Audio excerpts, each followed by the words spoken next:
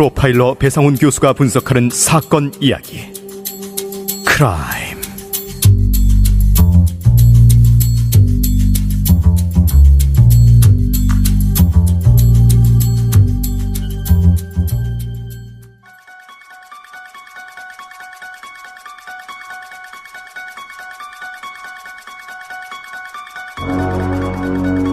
안녕하세요. 이곳은 크라임 전 진행을 맡고 있는 김PD입니다. 청취자 여러분들 반갑습니다.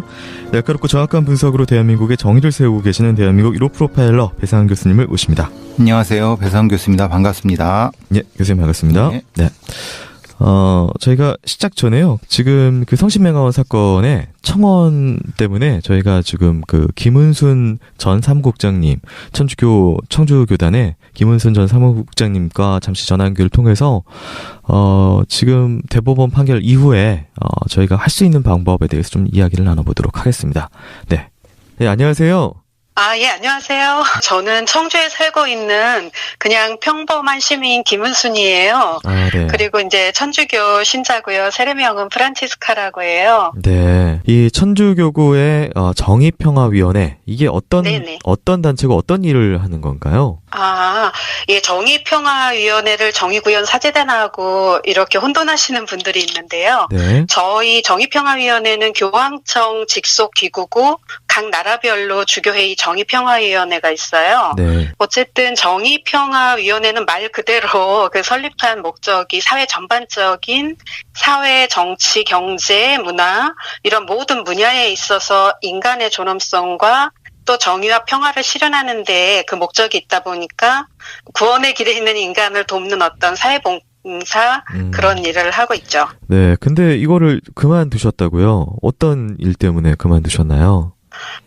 올해 4월 달에 저희 지역에서 부활 전에 사제 폭행 사건이 있었는데요. 네.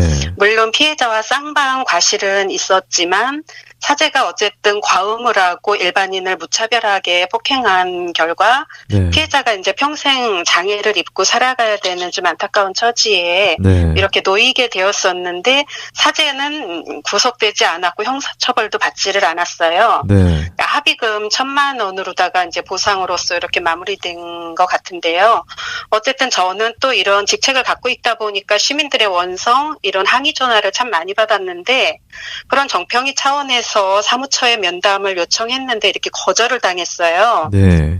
그래서 아무래도 이게 지역 신문과 지역 TV 뉴스까지 이렇게 보도됐는데도 교구가 사과하지 않는 그런 모습에 시민들께서도 화가 많이 났었고 그래서 이제 주교님 계시는 교구청에 가서 1인 시위를 한다고 이렇게 하니까 위원장 신부님께서 1인 시위하려면 사무국장직 내려놓고 했으면 좋겠다고 해서 그냥 그때 내려놨죠. 그리고 이제 이 과정에서 아마 이 과정인지 제가 정확하게 그때 인터뷰했을 때가 기억이 안 나는데 가만히 있어라라고 한 내용은 뭔가요? 뭐 밝힐 수밖에 없을 것 같은데요. 네. 제가 그때 당시 광화문에서 길거리 미사 9년간을 마지막으로 하는 날 이름만 대면 알만한 신부님인데 밝히지는 않겠어요. 네. 저를 따로 미사 전에 부르시더니 혹시나 제가 시민사회 대책위를 꾸리려고 염려해둬서 그런지는 모르겠으나 이제 그만하라. 소액글 하나 올린 것뿐인데 이제 그만하라는 그 말을 듣고 참 많이 화가 났었어요. 그러니까 내부의 잘못된 부분을 좀 알리려고 하는데 이제 그만해라. 네네. 이번 또 주의 사건과도 관련해서 또 네. 그런 거를 또 다른 표현으로 문자로 또 받기는 했는데 네. 교회 이치부는 드러내면 안 된다가 보편적인 정서 같아요. 사제나 신자나. 네. 그리고 이제 이런 행위를 하려고 하니까 행위를 하지 말고 기도를 열심히 해라. 기도를 열심히 하면 해결될 거다라는 말씀도. 네, 그런 사제도 있었어요. 네.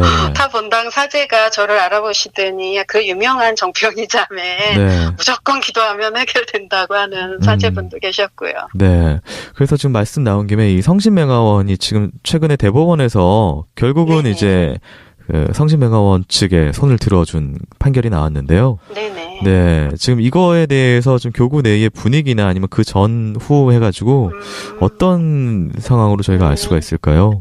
청주 성심 맹아원 사건 전에는 전혀 몰랐고요. 네. 제가 정평이 사무국장직을 하고 있었을 그 시절인데 그것이 알고 싶다 올해 8월 달에 방송 네. 나가고 나서 일반인들한테 좀 많이 알려졌어요. 그전에는 네. 이 사건이 지역 신문에도 조금 소개가 됐고 뉴스에도 한 번, 두 번 나갔던 거로 아는데 저 역시도 몰랐고 많은 분들이 몰랐어요. 네. 오히려 그것이 알고 싶다 방송 보고 그 방송을 보신 분들이 의외로 또 많이 있더라고요. 그런데 이제 이 사건을 알게 된 후에 분위기도 뭐 역시 다를 거 없고요. 말 그대로.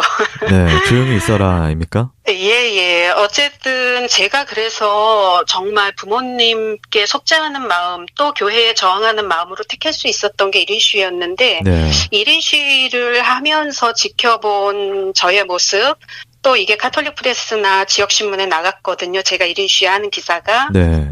그거를 본 한 사제가 9년 전 교리신학원에서 만나서 지금까지 그 신부님을 돕고 따랐던 신부님이 네. 교회에 부모 형제 자식의 치부를 동네방네 떠들어대는 자가 어디 있느냐고 이렇게 문자를 보내오셔서 참 마음이 굉장히 아팠었는데 네. 또 이런 뭐 지금 제가 청원을 했는데 그 청원글을 갖다가 어떤 타본당 신부님한테 네. 보내드리니까 어떤 본당 형제가 역시 그 신부님마저도 네. 이제 소위 말하면 안 좋은 이런 거를 들쑤셔거려 놓는 제가 적그리스도처럼 네. 적그리스도라는 표현까지 나왔나요? 아니 직접적인 건 아닌데 네. 이건 제 표현이고요. 야, 네네. 그런 식으로 해서 제가 몰아붙였다. 완전히, 네. 교회를 갖다가 파괴하는 자로 네. 그렇게 해서 옥신각신 싸웠다는 말도 이제 어제 들었는데요. 네. 방금 말씀 나오신 그 청원을 많은 분들께서 아직 모르고 계실 것 같아요. 무슨 청원이 어떻게 진행 중인지. 예, 대법원 판결 끝나고 나서 주위 어머님이 제가 같이 있었는데요. 정말 실신하면서 오열을 하셨는데 어머님 말씀이 제 가슴에 잊혀지지가 않아요. 네. 힘이 없어서 법에 호소했는데 이제 어디다가 하소연하냐고 참 울으셨는데 부모님이 포기하지 않는다면 할 수 있는 모든 것 동원해가지고 저 역시 힘이 되어드리고 싶었는데 네. 저 역시도 마음이 좀 추스릴 그런 시간이 필요했고 11월 22일 날 청와대에 청원을 넣었어요. 네. 그게 20만 명 정도 청원 서명이 이루어지면 청와대에서 직접 조사를 할 수 있는 어떤 기회가 된다고 그래서 네. 할 수 있는 게 지금은 어떻게 없어요. 재심을 청구해 보려고 해도 네. 지금 현실에서 쉽지가 네. 않고 재심이 힘드니까요. 예, 네. 너무 힘드니까 개인이 또 그거를 하기가 네. 여러 조건들이 그래서 제가 할 수 있는 건 이런 거라도 해서 좀 알려서 더 많은 사람들이 청원이 이루어져서 정말 이렇게 피해 보시는 분들이 없도록 하고 싶은 그런 바람입니다. 네, 청원을 할 수 있는 방법을 이제 저희가 링크도 올리겠지만 네, 이제 검색어를 뭘 입력하면 어디로 들어가서 가능할까요? 예, 충주 성심 맹아원 네. 또 충주 성심 맹아학교만 치면 바로 네. 연결이 돼요. 네, 검색에 나오니까 그걸 타고 들어가서 네네. 청원에 힘을 보태주시면 된다. 네네. 그러면은 이제 충주성심 맹아학교 김주희 양의 의문사 사건 직접 조사에 재심 도와주십시오 했는데 네. 이게 길잖아요. 충주성심 맹아원만 쳐도 바로 나와요. 네, 알겠습니다. 이걸 가지고 이제 저희가 20만 명의 시민들의 힘이 모이면은 네, 이게 청원이 청와대에서 응답을 할 수밖에 없는 그런 시스템이다. 네. 그런데 제가 청원글을 올리고부터 사이트가 네. 페이스북 계정이 굉장히 불안정하고 있어요. 네. 왜 그런지는 모르겠지만 특정인 사람들한테 보내면 그게 링크가 걸어지지가 않고 스팸으로 뜨기도 하고 굉장히 지금 불안정한 상태에 있어요. 네, 좀 왜 그런지는 모르겠어요. 이상하네요. 네, 네. 알겠습니다. 제가 사실 당일날 대법원 판결이 10시 10분인가 나온다고 해서 제 뉴스를 새로 고침하다가 이제 기사가 제목이 딱 뜬 걸 보고 탄식이 나왔거든요. 그리고 네. 그날 오후께 이제 아버님하고 통화를 했는데 아버님께서는 물론은 힘이 없으시긴 했지만 그래도 끝까지 포기 안 하고 또 다른 방법을 네네. 또 찾아보겠다라고 당시에 말씀을 하셨거든요. 그러니까 네네. 부모님들 역시 지금 물론 힘이 많이 빠지셨겠지만 여전히 포기하지 않고 계시기 때문에 또 많은 분들께서 이 사건 같이 또 끝까지 이 청원에 힘을 보태서 힘을 모아주셨으면 하는 전 개인적인 바람이네요. 네네. 네네. 알겠습니다. 선생님, 너무 감사합니다. 네, 이렇게, 항상 몸담았던 곳에서 어떻게 보면은 몸을 돌리고 나와서 이렇게 하기가 사실은 쉽지 않잖아요. 쉽지 않은 것보다 저 역시도 네. 2015년도 12월에 살인미수죄가 해당하는 사건을 네. 직접 겪고 피해자로 1년을 살아본 그 시절이 네. 주위 부모님의 그 심정이 얼마만큼 제가 어느 정도는 좀 공감할 수 있겠더라고요. 네. 그래서 제 문제처럼 다가왔고 미약한 힘이 났다나 정말 보석하는 마음으로 돕고 싶었어요. 네, 알겠습니다. 감사합니다. 이렇게 또 오늘 전화 연결을 해주셔서 감사하고요. 또 청취자분들께 네, 뜻이 많이 전달된 것 같습니다. 네, 고맙습니다. 네, 선생님, 감사합니다. 예, 고맙습니다. 네, 이렇게 좀 저희가 통화 연결을 좀 맞춰봤고요. 다시 또 저희 사건으로 되돌아와 보도록 하겠습니다.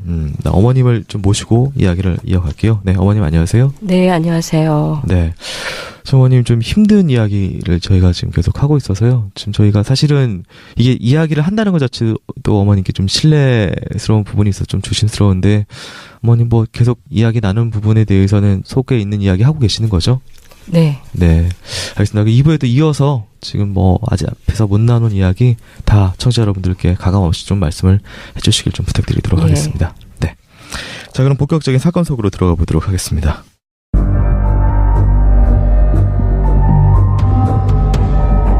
프로파일러의 날카로운 범죄 분석. 배상훈의 범죄 분석.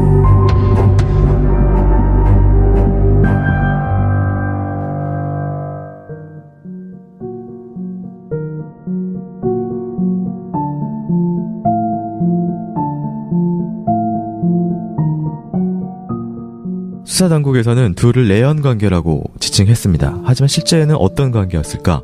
경찰은 2005년 6월 15일 피의자 이 과장과 피해자 황인희 양의 컴퓨터를 압수해 분석에 들어갔습니다. 6월 20일 최 경장은 수사보고서에 피의자의 컴퓨터에 황인희 양이 보낸 메시지가 있었고 피해자의 컴퓨터에서는 아무 흔적이 나오지 않았다고 했습니다.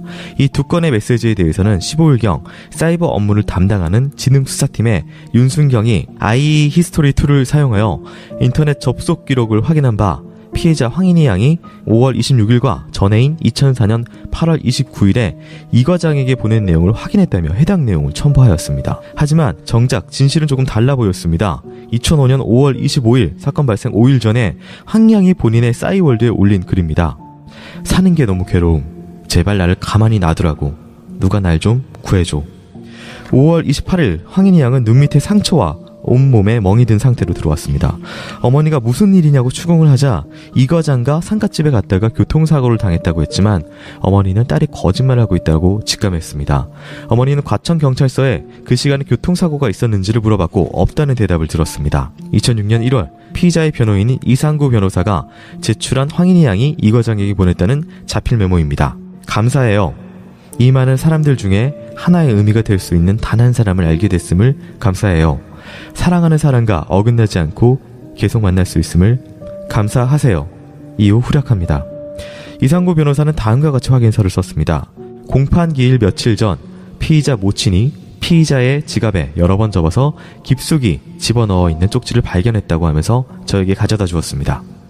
어머니는 도무지 딸의 글씨가 아닌 편지가 딸이 전한 연서처럼 법정에서 다뤄지는 것이 답답했습니다. 그러던 어느 날 문득 이상구 변호인이 쓴 피의자 재산 목록 문서를 보다가 낯익은 글씨체가 보였습니다. 피의자의 주소를 수기로 쓴 글씨체를 보고 번뜩 이상구 변호사가 제출한 황인희 양의 메모를 다시 보았습니다.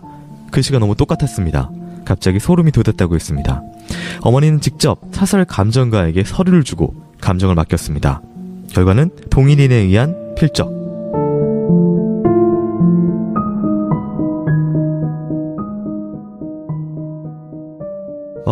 지금 이게 뭔가 이 관계에 관계돼가지고 재판상에 이 이상구 변호사라고 저희가 지칭하고 있는 변호사가 먼저 사이버 공간상에서 뭔가 연서를 보냈다라고 하는 부분하고 그다음에 직접 그 수기로 썼다고 하면 감사해요라고 하는 이 내용에 이걸 보냈는데 어머님이 이걸 보다가 딸의 글씨가 아니었다라고 느끼셨다고요. 네. 이거는 제가 2005년도 11월 2일 날 경찰이 수사를 잘못했다는 자백을 하고 제가 자인서까지 받았고요. 네. 그러고 제가 이거는 2005년도였고 지금 이 변호사가 감사하세요라고 이렇게 적은 쪽지를 네. 법정에 제출하는 거는 2심 재판에 네. 저는 이 사건이 일어나고 5개월 만에 경찰이 수사 잘못했다는 자백을 다 받아냈는데 네. 그 다음 해에 이 변호사는 경찰이 수사를 잘못했다는 자백을 하고 저한테 자인서를 쓰고 저한테 메일 보낸 거를 모르고 있는 상황에서 네. 이 사건을 내연 사건인 것처럼 치정 사건인 것처럼 종지부를 찍으려고 네. 이런 감사하세요라고 쓴 메모지를 2심 법정에 제출을 한 거죠. 그러니까 자기 손으로 증거를 조작해서 법정에 제출을 했네요. 그걸 이재구 변호사가 시켰겠죠. 본인이 그렇게 할 수는 없죠. 아, 네. 네. 그런 걸 제가 강 변호사한테 얘기를 했어요. 네. 제가 강 변호사를 선임할 때 경찰이 수사 잘못했다는 자백한 거하고 자인서하고 네. 저한테 보낸 메일하고 이 재판에 이렇게 저희 딸 글씨가 아닌 거를 제출을 했다. 이렇게 얘기를 하니까 강 변호사 밑에 뭐 새끼 변호사, 우리들은 새끼 변호사라고 하는데 네. 뭐 옵서 변호사가 임신 7개월 중이었는데 하는 말이 이거 나도 변호사지만 이거 나쁜 새끼네? 이거 사문서 위조네? 이렇게 얘기를 했어요. 네. 그래서 저는 뭐 사문서 위조가 공문서 위조인가 그런 것도 잘 모를 때였잖아요. 그래서 그러면 고소장을 써달라라고 네. 했는데 안 써주고 차일피일 미루기만 하고 기다려봐라 생각해보겠다는 얘기만 하고 그래서 제가 법무사에 가서 30만 원 주고 고소장을 써서 직접 제출을 쓰셨어요. 해서 네. 서초 경찰서에서 원본을 갖고 오라고 해서 국가서에서 감정을 해서 이게 제 딸 글씨가 아니라는 것이 판명이 됐고 네. 저는 그때 이라는 사람을 알 수가 없을 때였으니까 모르니까 과장으로? 네. 네, 얼굴도 모르니까 네. 그러다가 제가 재산관계 명시 신청이라는 거를 했을 때 자필로 쓴 그 편지 봉투에 있는 글씨하고를 네. 보는 순간 그 감사하세요 글씨하고 일치가 딱 되는 거예요. 매치가. 네. 그래서 그거를 제가 사설 감정을 했더니 인사과장 이의 자필이라는 거를 밝혀낸 거죠. 네. 그 앞에서 저희가 정확하게 그 청취자분들께 전달이 안 됐을 것 같아서 하나 좀 짚고 넘어가야 될 네. 부분은 경찰이 수사를 잘못했다라고 스스로 인정한 부분은 어떤 부분이었냐면은 이 인터넷상으로 메일을 보냈다고 하는 부분. 네. 이것이 사실은 싸이월드의 글을 메일이라고 얘기를 했다고요. 네. 그러니까 좀 우리가 메일이라고 하면 상대방의 계정으로 이제 보내야 되는 글인데 네. 남들이 다 볼 수 있는 어떤 그 싸이월드에 그 따님이 시를 좋아하셔가지고 네. 식구를 좀 많이 평소에 적어서 네. 올리셨고 네. 그 식구 중에서 좀 어떤 이런 관계되어 보이는 내용의 식구를 따가지고 네. 메일을 보냈다라고 경찰이 네, 지능수사팀이 네. 그것을 증거로 올렸다가 나중에 어머니께서 이야기를 하셔가지고 인정을 했다. 자신들이 그거를 잘못했다라고. 네. 그러니까 처음부터 끝까지가 다 잘못인 거예요. 관할구역 위반에다가 내연의 관계가 아닌데도 자기네가 8개월, 9개월, 10개월 이렇게 만들어 놓고 네. 싸이월드에 올려놓은 시를 갖다 메일을 보냈다고 이렇게 한 거는 내연의 관계로 만들고 싶어서 치정 사건을 만들고 싶어서 그렇게 꾸며낸 거를 그 이제 자백을 한 거죠. 선생님 이 지능 수사팀 여기는 어느 정도 컴퓨터나 이쪽에 관계가 있는 사람을 배치를 하나요? 아니면은 문외한을 배치를 하나요? 사이버 수사팀이요? 네, 사이버 수사팀이요. 사이버 수사팀은 당연히 컴퓨터 아는 애들을 해야겠죠. 전문가죠. 네. 전문가가 근데 싸이와 메일의 차이를 몰랐다. 아니죠. 그건 모를 수가 없는 거고. 네. 그럼 일부러 그랬다. 일부러 했는데 일부러를 이제 문제는 네. 당연히 일부러 그런 건 맞는데 네. 문제는 일부러를 자기 혼자 했을까 아니면 누가 이제 명령을 받고 했을까의 문제예요. 그러니까 이게 내가 몰라서 내가 무식해서 이게 게시글인지 메일인지 몰랐다고 하는 건 그건 등신이고 그게 아니라 사이버 수사팀에 있는 애가 이랬을 수 있죠. 자기 이게 메일인지 게시글인지 모르겠어요. 근데 위에서 쪼니까 야, 네. 뭐라도 만들어 봐. 그러면 이걸 이렇게 할까요?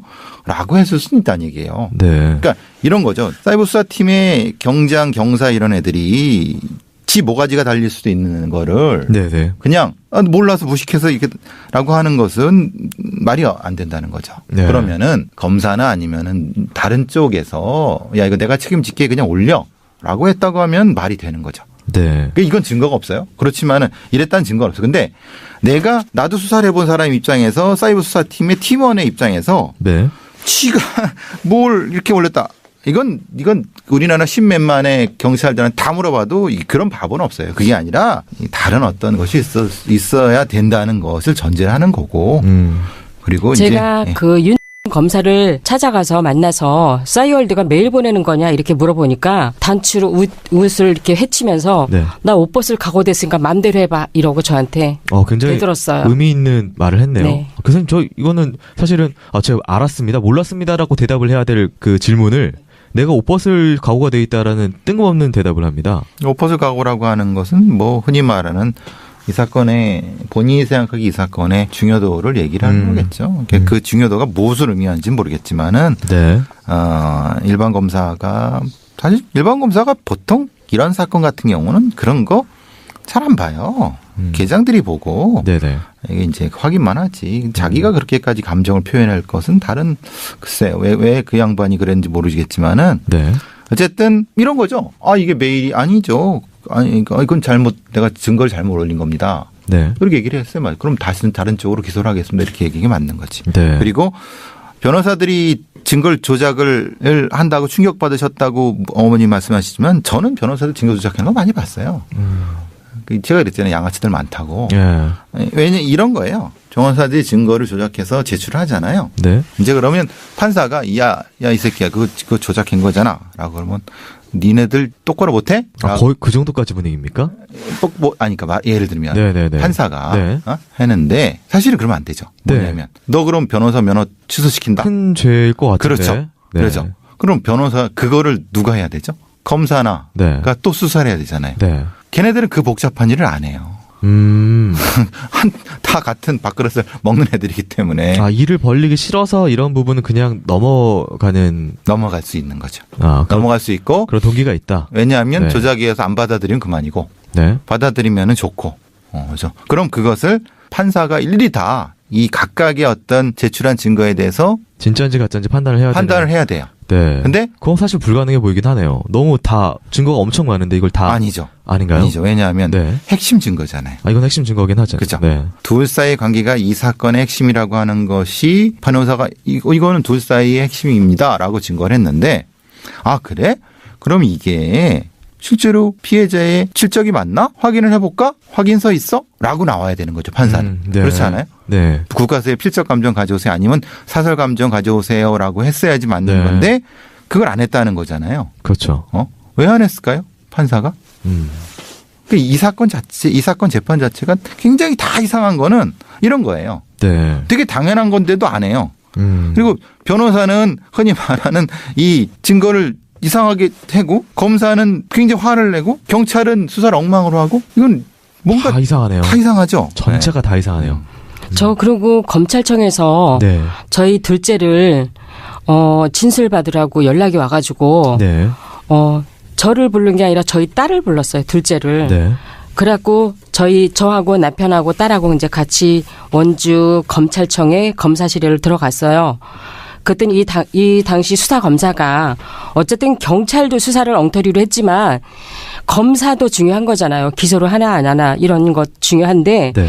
이 검사가 저한테 저는 어쨌든 그런 검찰청 같은 데를 처음 가니까 뭐 너무 아무것도 모르고 떨리고 그러고 갔는데 그 검찰이 저한테 한 얘기가 너무 어이가 없었어요. 가해자 가족도 어떻게 보면 피해자다. 이렇게 말을 해갖고 이게 도대체 무슨 말인가. 너무 어이가 없었고. 네. 또 인사과장 이 FM처럼 일을 잘하는 사람이었다. 또 살인자를 칭찬하는 말을 했고. 네. 그러고 또 하는 말이 볼에 키스 정도밖에 하지 않았다고 그러더라. 이거 성희롱이잖아요. 결혼을 2번씩 한 사람이 왜 나이도 한참 16살이나 어린 부하 여직원한테 볼에 키스를 왜 해요? 손도 잡으면 안 되는 거잖아요. 유부남 아닌 걸 떠나서도 그건 무조건. 그렇죠. 네. 그러고는 또 범행 동기가 뚜렷하지 않아서 좀 더 조사를 해야 될 것 같으다. 말도 안 되는 얘기를 그렇게 저한테 해서 저는 이거를 잊어먹지를 않아요. 네. 검사가 왜 이렇게 말을 했을까? 그러고는 저기 딸 교회 선배님들하고 선생님, 목사님, 가까운 지인들한테 진정서를 받아서 제출을 했어요. 저희 딸은 전혀 그런 애가 아니다. 네. 이거는 직장 내 성희롱에 대해서 조사를 해달라 이런 진정서를 제가 수차례 제출을 했는데 검사가 갈 때마다 어머님 진정 좀 취하 좀 해주세요. 취하 좀 해주세요. 이렇게 말을 해서 네. 검사가 더 면밀히 조사를 해야 되는데 저 자식을 잃은 엄마한테 진정을 취해달라는 말을 해서 너무 이상했어요. 네. 그러고는 검사가 그 1심에 사형을 구형을 했어요. 네. 근데 저랑 같이 간 여성단체 간사님이 검사가 최고형을 구형을 해줬으니까 고마우니까 진정을 취하해줘도 되지 않냐 이러면서 저를 회유를 시켰어요. 그 당시에는 저는 네. 구형이 뭔지 선고가 뭔지도 몰랐을 때여서 네. 그리고 검사가 사형을 구형을 해줬으니까 이제 뭐 한숨 나야 되나요? 다 된 건 줄 알고 네. 그러니까 검사가 검사실로 가자고 저를 안내를 해서 자기네가 진정 취하서를 워딩을 해서 저보러 사인하고 도장 찍으라고 해서 그랬는데 검사는 사형을 구형했는데 1심에서는 15년밖에 안 나온 거죠. 네. 그러니까 제가 진정한 거를 묵살을 시킨 거죠. 검사가. 네, 알겠습니다. 그 모든 게 다 이상해 보이는 네. 와중에 지금 이게 눈에 띄는 게 5월 28일 날 상처 입은 몸으로 따님이 들어오셨다고요? 네. 이건 어떤 일이었나요? 그날 당직이었는데 바뀌었다고 그래요. 나중에 알고 보니까. 네. 그러고 그날 뭐 회사 직원 결혼식이 있어서 나간다 이렇게 얘기를 해서 가는 줄 알았어요. 근데 그날 집에를 못 들어왔어요. 연락도 안 되고 보통 핸드폰을 꺼놓고 이러진 않잖아요. 핸드폰 연락도 안 되고 그리고는 그 다음날 아침 7시쯤에 애가 들어왔는데 애가 완전 초죽음이 돼갖고 들어온 거예요. 네. 이 눈썹 밑에도 이렇게 찢어져 있고 그래서 어떻게 된 거냐 이러니까 인사과장하고 같이 결혼식을 가다가 교통사고가 나서 과천경찰서에 뭐 진술받았다. 이렇게 얘기를 하는데 보통 경찰서에서 밤새워서 그렇게까지 진술하지도 않고 연락을 하잖아요. 그리고 교통사고가 났다면 일단 연락을 먼저 해야 보호자에게. 되잖아요. 네. 아무 연락도 없이. 그리고는 나중에 알고 보니까 그 신촌하고 이대구에서 동생 졸업 선물 하려고 뭐 반지 산 거 액세서리 전문에서 그거를 카드로 쓴 거를 확인했고 그쪽에서 만났던 거예요. 그리고 나중에 발신지 추적을 해보니까 과천에 미술관 있는 데가 최종 발신지였고 과천경찰서는 제가 제일 처음으로 전화를 해봤죠. 그랬더니 네. 교통사고 났다는 사실이 그런 사실이 없다라는 네. 것도 확인을 했고 그래서 저는 일요일 날이니까 애가 아프고 하니까 그날은 쉬게 하고 근데 월요일 날 출근을 해서 근데 차근차근 물어보려고 생각을 했었는데 월요일 날 퇴근을 못하고 이런 일이 일어난 거였죠. 알겠습니다. 선생님, 이 상처하고 사실 이 앞에서 피해자 시신에 저희가 사진이 있는데 이걸 좀 연결해서 이게 사실 좀 어머니가 좀 괴로울 수도 있는데 당시에 어떤 가해자의 심리라든지 뭐 이런 것들에 대해서 좀 이야기를 해야지 이 사람이 주장하고 있는 바가 저희가 사실이 아니라고 얘기를 할 수가 있잖아요. 이제 현장 사진 그리고 검안 사진과 네. 연결된 부분에서는 그 넥타이로 목을 졸랐다고 하는 자체는 그건 성립이 안 된 것 같아요. 왜냐하면 사건은 앞쪽밖에 없고 네. 뒤쪽 돌아 있는 거 돌려져 있는 것이 아니기 때문에 네. 그렇다고 보면은 그것은 사건 자체가 이제 뭐 잠을 자는 상태에서 뭐 넥타이로 돌려서 했다 이거는 의미가 없는 거고 네. 그게 아니라 그 차 안에서 폭행을 하고 피가 터지고 차 바깥에서 도망가는 상태에서 여러 가지 폭행이 있는 상태고 바깥에서 무릎 안쪽에 상처가 있는 거 보니까 무릎을 꿇려놓는 상태에서 무엇인가 다른 행동을 했고 네. 그다음에 이 일자 비슷한 형태 넥타이는 아닌 것 같아요. 넥타이는 아닌 걸 쪽으로 네. 살해는 것 같아요. 그러니까 범인의 말은 사실이 없네요. 거만하고는 안 네. 맞아요. 네. 그건 이제 흔히 말하는 차 안에서 뭐 잠자는 상태에서 모셨다라고 하는 건 그거는 사큰 그리고 네. 피의 흐른 방향 상체 다리 이쪽의 상흔하고는 전혀 안 맞아요. 그러니까 어머님이 생각하시는 바에 의하면은 차 안에서 성폭행의 시도가 있었고 격렬하게 따님이 반항을 하다가 어떤 그런 흔적이 남았을 거라고 생각을 하시는데 그 부분은 왜냐하면 사큰 부분은 네. 한쪽만 이쪽 앞쪽만 있기 때문에 네. 그건 차 안에서는 아닌 것 같아요. 사건은 차 안에서는 아니고. 차 안에서 아니고 바깥에서. 근데 차 안에 혈흔이 좀 많이 있었습니다. 혈흔은 그건 이제 폭행을 심하게 한 상태에서 피가 흐른 것 같고. 그래서 세워놓고 도망가는 상태에서 이제 거기서 이제 살해를 한 것 같다는 생각. 그러니까 이 동작이 두 개가 나타나는 거예요. 그렇게 해야 맞아요. 네. 그러니까 동작이 두 개 나타나는 건 뭐냐면은 네. 본인이 주장하는 우발적인 치정 살인은 아닌 거예요. 그죠? 그렇죠. 동작이 두 개 나타난다는 네. 의미는 그거예요. 그러니까 흔히 말하는 폭행 이후에 다른 쪽에서의 일종의 고문 같은 거 이후에 살인. 정확히는 세 단계죠. 알겠습니다. 이게 지금 어머님이 이 앞에 있어서 좀 더 조심스럽고 네 그런 부분이 있는데 어쨌든 피해자의 주변에 남겨져 있는 그런 것들을 증거를 모아봤을 때는 피의자의 주장은 전혀 맞지 않고 그죠. 흙 묻은 스커트, 무릎, 그리고 여러 가지 면에서 그건 단지 갖다가 유기한 형태의 것은 아니에요. 더 끔찍한 그렇죠. 그런 일이 있었을 예. 그래서 그렇게 될 수는 없죠. 근데 이거는 제가 해야 될 게 아니라 경찰들이나 수사를 해야 되는 했어야 부분이 되는 건데 그건 네. 나타나지 않고 오로지 진술로 네. 했다는 건 그건 바보들이죠. 그 바보들이거나 아니면 다른 의도가 있거나 그런 거죠. 예, 알겠습니다. 자, 어이없는 수사는 그 다음에도 이어집니다. 이어서 살펴보도록 하겠습니다.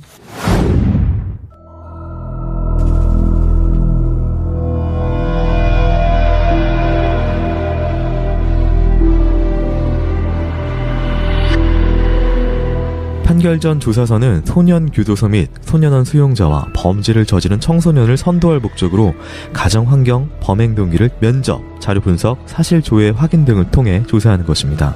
그런데 춘천 보호관찰소 원주지소에서 39살의 피의자 이 과장에 대한 판결 전 조사서를 작성합니다.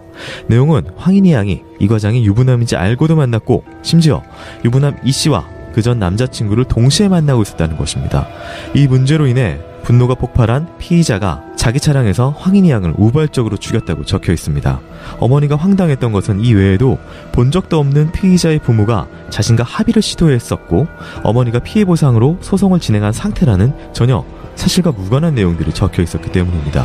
또한 황인희 양이 동생이 언니가 직장 상사와 자주 만났다고 본인이 한 적 없는 이야기도 기술되어 있었습니다. 실제 보호관찰소는 피해자 가족과 3분도 안 되는 짧은 통화만 하였습니다. 그러면서 이상하게 피의자에 대한 묘사는 긍정적인 표현이 많았습니다. 세심한 성격의 소유자로 주관이 뚜렷하며 남에게 지길 싫어하는 성격으로 승부욕이 강함, 초등학교 재학 시절 반장을 2번이나 할 정도로 학교 생활에 모범적이었고 고등학교 재학 당시 담임 선생님이 이런 학생을 아들로 두었으니 어머니는 별 걱정이 없으시겠습니다 라고 칭찬을 할 정도로 모범적인 학교 생활을 했다고 진술함.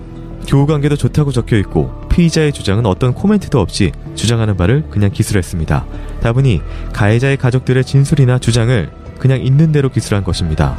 마지막 페이지인 조사자 의견에는 이렇게까지 적혀 있었습니다. 비록 사람을 죽인 것은 용서될 수 없는 범죄이며 이 부분에 대해서는 이에 상응한 처벌을 받아야 하는 것은 당연하지만 계획된 범행이 아닌 순간 감정이 격해져 일어난 범행으로 보이며 본 범행에 대해 많이 뉘우치고 있는 점 등을 감안하는 것이 좋을 것으로 판단됩니다. 판단의 근거는 따로 기술되어 있지 않았습니다.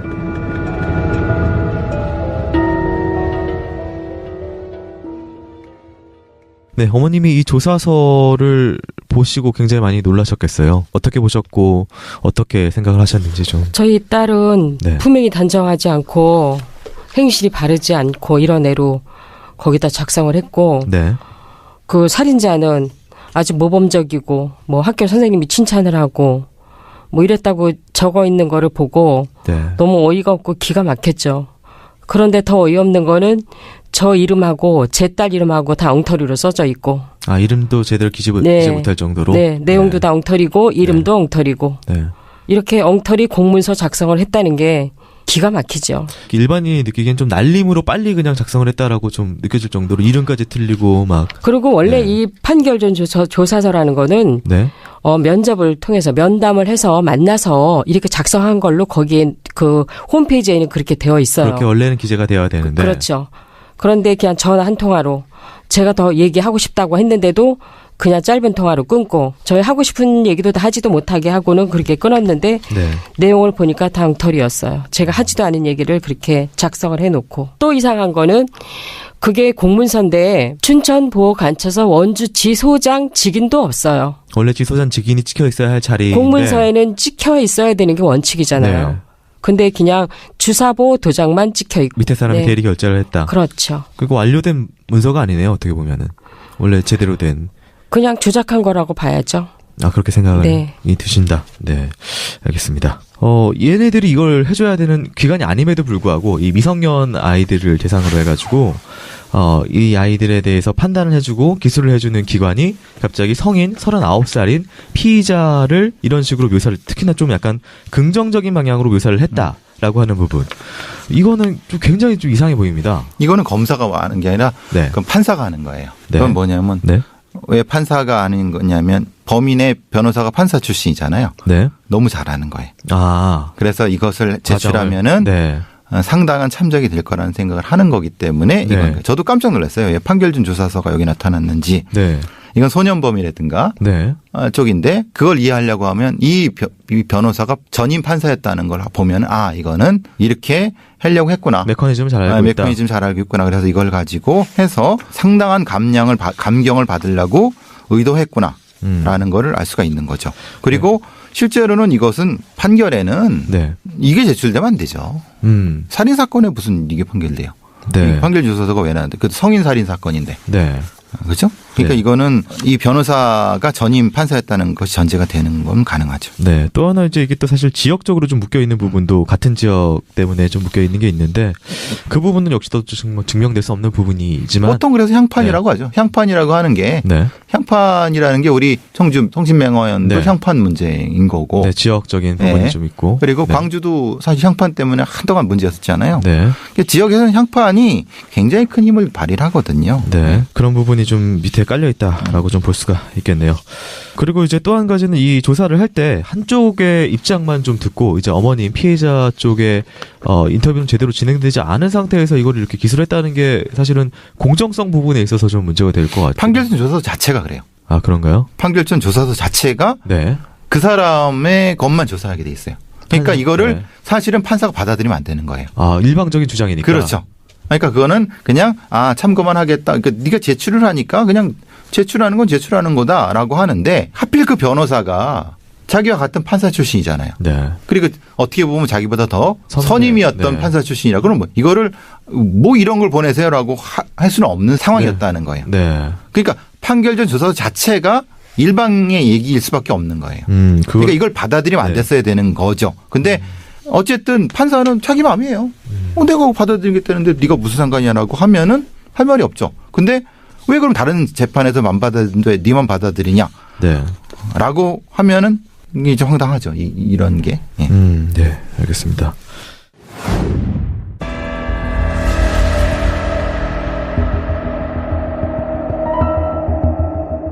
이심에서 황인희 양의 고교 동창이자 이후로 친하게 지낸 친구 유양이 증인으로 신청됩니다.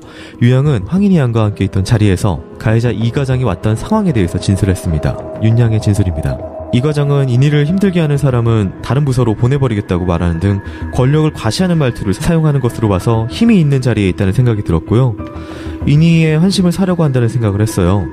이 과장이 가고 나서 더 이야기하는 중에 인희가 당시 남자친구를 만난 것에 대해서 이 과장이 사사건건 간섭을 해서 회사 생활이 힘들다는 말을 들었었어요. 윤 양은 황인희 양이 이 과장 때문에 회사를 그만두고 싶어 했다고 증언했습니다. 변론 조서에는 다른 내용도 등장을 합니다. 회사 식당의 지배인인 송 씨는 이렇게 말했습니다. 당시 황인희 양의 남자친구는 같은 회사 식당의 요리사였고 황인희 양은 이 과장이라는 상사의 싫은 태도를 굳이 이겨내면서까지 남자친구인 이 윤군과 사귀기를 원치 않았던 것으로 보입니다. 하지만 사측에서는 마지막까지 이 사건을 회사와 분리하려고 한 정황이 있습니다. 어머니가 회사를 찾아갔을 때 회사의 대표는 이 사건에 관해서는 회사에서 아무것도 해줄 것이 없습니다라고 말했습니다. 계속해서 따지는 어머니는 충격적인 이야기를 듣습니다. 그는 손가락을 들어 같이 온 황인희 양의 여동생을 가리키며 한마디 했습니다. 저기 딸이 또 있지 않습니까?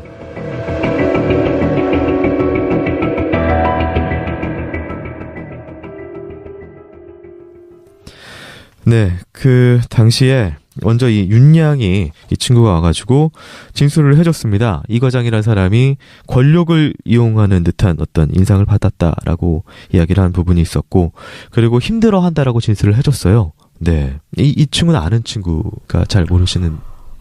네, 몰랐죠. 이 사건이 일어나고 나서 연락이 돼서 알게 네. 된 거죠. 네. 그래서 회사에 대한 얘기도 친구끼리는 잘 하잖아요. 네. 그러면서 인사과장이 힘들게 했다.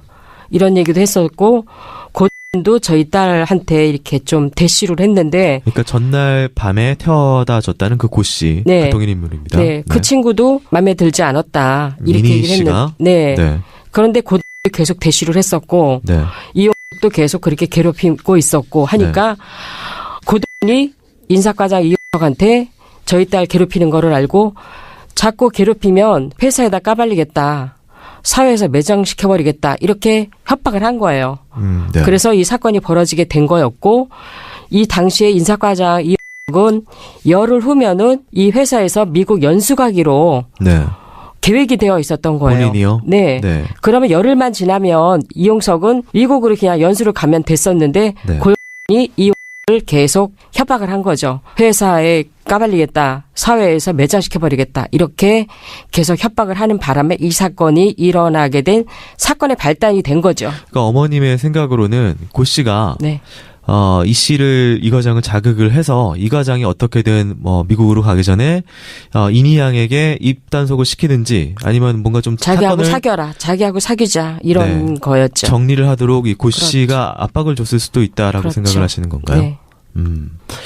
알겠습니다. 네. 그리고 또 하나는 이제 당시에 사귀고 있었던 이분은 실제 남자친구였나요? 그 당시에 영양사라고 했던 네, 식당에서. 그 친구하고 같이 그 친구 형 여자친구하고 넷이서 같이 여행도 갔다 오고 네. 또 스키도 타러 다니고 밥도 같이 먹으러 다니고 그 영양사 친구하고 저희 둘째 남자친구하고 넷이서 만나서 네. 밥도 같이 먹고 이랬던 사이였고 이런 일이 이렇게 네, 근데 생겨서. 이제 이 과장이 계속해서 압박을 줬기 때문에 이니 양의 입장에서는 그렇게까지 지금 버텨내질 못하고 그렇죠. 결국 남자친구를 정리를 하는 상황이었나요?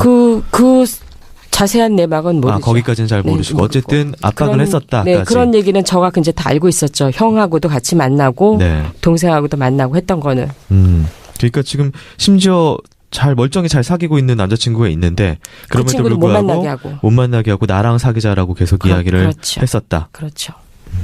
네, 알겠습니다. 네, 마지막으로 또 굉장히 또 충격적인 이야기인데 어머님께서 이 동생분 둘째 따님하고 회사를 찾아갔을 때 이 정말 충격적인 이야기를 들으셨다고요? 그날은 이 사건이 일어나고 처음 회사를 가본 거예요. 네. 그런데 어쨌든 제일 사장을 만나야 되니까 사장실을 찾았는데 그 본사 건물 앞에서 사장실이 어디냐고 물어보니까 2층이라 그래서 2층으로 올라갔는데 다른 쪽 방을 안내하면서 거기서 기다려라 이러면서 시간을 막 이렇게 보내고 있었어요. 그래서 그랬더니 나중에 임원진들하고 다 왔어요. 네. 그래서 제가 첫 마디가 내 딸 살려내라. 어떻게 할 거냐. 이렇게 얘기를 했더니 저희 딸이 9개월 동안 모셨던 사장이라는 사람이 네. 저희 둘째를 가리키면서 저기 딸 또 있지 않냐. 이렇게 말을 해서 너무 어이가 없고 기가 막혀서. 하면 안 되는 말을 했네요. 그렇죠. 그래서 저희 둘째가 창문에 이렇게 뭐 상패 같은 걸 이렇게 진연해 놓은 거를 네. 이렇게 손으로 밀어버렸어요. 네, 화가 날 수밖에 없는 그렇죠. 상황이니까요. 그랬더니 112 신고를 해서 경찰이 또 출동을 해서 네. 경찰이 뭐 동영상 촬영을 하고 막 찍고 막 그 딸을 잃어서 회사를 찾아갔는데 회사에서는 저희를 또 일 신고를 해서 저희를 그렇게 협박을 하고 있으니까 기가 막힌 일이죠. 네. 근데 나중에 알고 보니까 그 사람도 딸이 있다고 누가 네티즌이 얘기를 해주더라고요. 정말 이해가 안 되네요, 점점. 인간이 아니죠. 네. 알겠습니다. 그 어머님은 사실은 그래서 이 사건에 대해서 사실 이 관계라는 부분에 있어서 이 과장이 인사학 과장인 네. 이 씨, 그리고 이제 같은 회사에 어떻게 보면 부하, 뭐 직속인지 아닌지는 제가 정확하게 모르겠습니다만은 네, 그래서 이게 사내 성추행에서 시작이 된, 그리고 사내 어떤 권력 관계에서 이어진 사건이기 때문에 이것은 사실 뭐 개인적인 어떤 문제는 아니다라고 계속 주장을 하고 계신 거죠. 그렇죠. 저는 제가 그날 10시까지 당직을 회사에서 시킨 것도 문제가 있고 네. 또 퇴근하는 애를 차량을 제공하지도 않았고 또 그 당시 인사과장은 퇴근도 안 하고 집으로 안전하게 퇴근을 하게 할 그 위치에 그런 거를 관리 감독을 해야 될 인사과장이 자기가 이런 범죄를 저지른 거죠. 불합리한 일을. 그러니까 기존에 그 이니 양께서 어머님께는 사실은 뭐 우리가 다 그렇잖아요. 자식이 부모님께 걱정을 안 끼쳐드리려고 뭐 하는 거기 때문에 뭐 이런 얘기는 잘 안 했죠. 이 과장 관련된. 그렇죠. 그런데 뭐 차를 사달라고 했을 때부터 제가 좀 알아챘어야 되는데 그걸 전 몰랐고 네. 또 인력개발원 건물이 불법으로 지어서 그게 없어질 거다. 그래서 회사를 그만두게 될 거다. 이런 암시를 좀 했었을 때 그렇게 큰 회사에서 그런 거를 처리 못할 정도로 그렇게 그러진 않겠다 이렇게 생각을 했었고요. 네. 그러니까 따님은 계속 그만두고 싶어 했다는 느낌을 좀 전달했나요? 마지막 시기쯤에. 그러고 네. 근데 사건이 일어나기 한 20일 전에 저하고 여행을 같이 가자고 그렇게 했었는데 그때 사정이 여의치 않아서 네. 우리 이사 가서 다 짐 정리를 다 해놓고 그리고 가자 이렇게 했을 때 저한테 그런 이렇게 회사에서 이렇게 힘들었던 상황을 저한테 얘기를 하고 싶어서 여행을 가자고 했었던 건데 제가 그 찬스를 제가 놓친 거죠. 그래서 그게 너무 뼈에 사무치고 후회가 되고 그러죠. 좀, 네.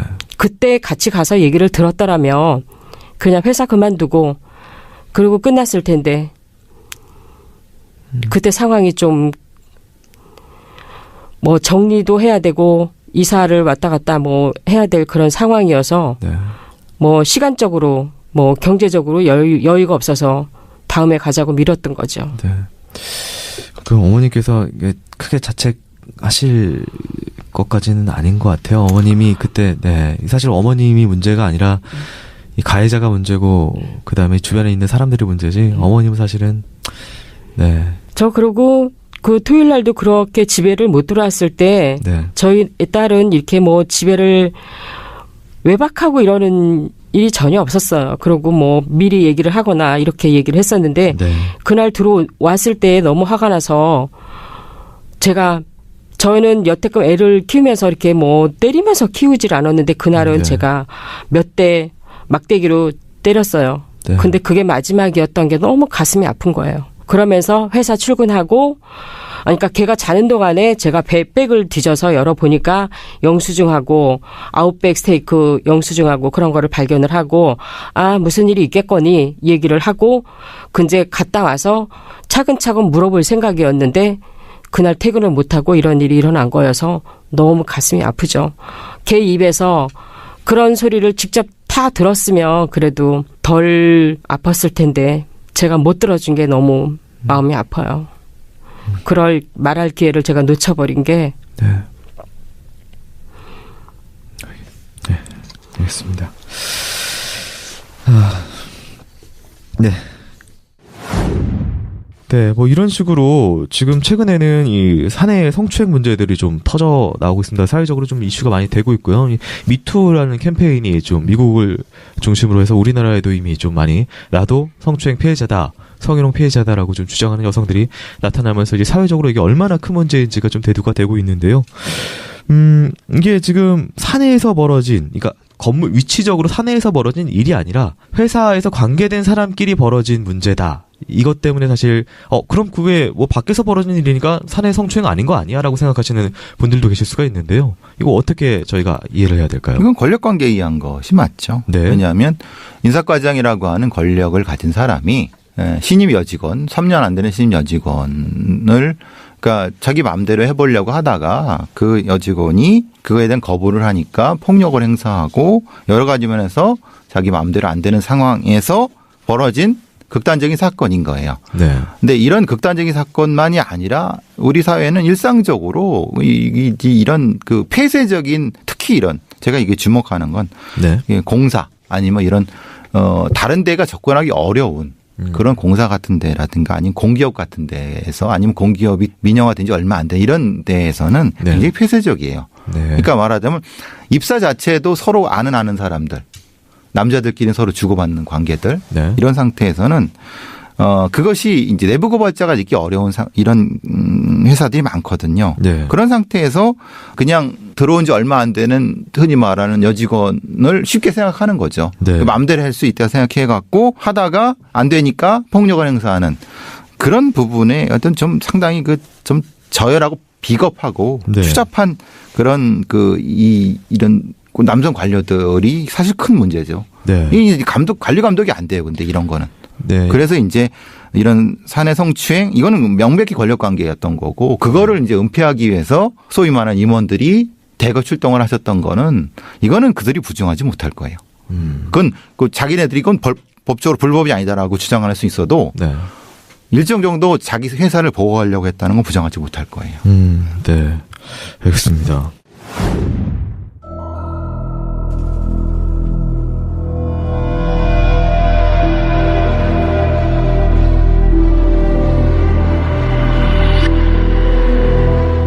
대한송유관공사는 개인 간의 사적인 일이라며 끝까지 산재를 인정하지 않았습니다. 그런데 2012년 10월 돌연 위로금을 주겠다고 했습니다. 얼마면 되겠냐는 말에 어머님은 어이가 없어서 100억 줘요라고 말을 했는데 사측 직원은 도리어 딸의 목숨을 팔아서 돈을 벌려 하느냐고 되물었습니다. 그러더니 얼마 후 서류 한 장을 전달했습니다. 합의서라고 쓰여 있었습니다. 민형사상의 소송을 제기하지 않고 서적 출판이나 언론에 인터뷰를 하지 않으며 1인 시위나 집회를 하지 않는 조건으로 1억을 지급하겠다고 쓰여 있었습니다. 나림부에는 어머니의 이름과 함께 대한송유관공사의 대표이사 이름이 적혀 있었습니다. 결국 사건은 성폭행이 아닌 치정에 의한 우발적인 살인사건으로 판결이 났습니다. 일방적인 스토킹 피해자 황인희 씨는 법원에 의해 유부남 이 씨와 내연의 관계를 가졌던 것으로 결론이 나고 말았습니다. 어머님이 딸의 명예를 위해서 여전히 싸우고 있는 이유입니다.